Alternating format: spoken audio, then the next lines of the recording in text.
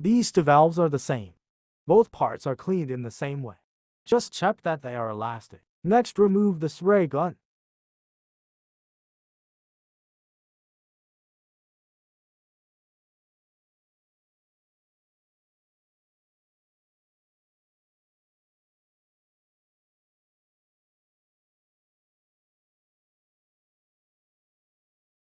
Look at here.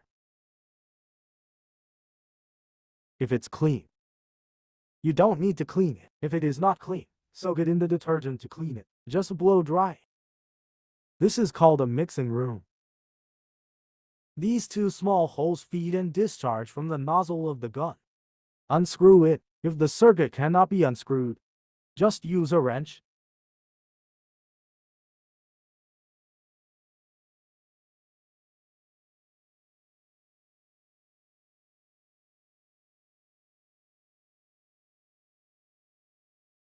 With a small drill, clean this hole.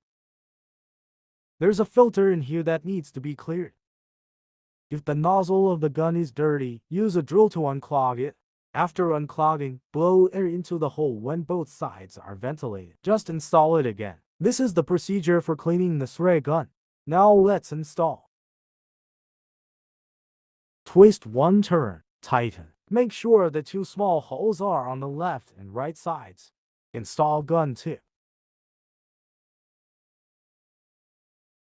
Install the screws. Screw on the nozzle of the gun. Install the valves on both sides. The valve must be directly above. Check for O-rings. If there is no O-ring, add another. It's okay if you have an O-ring.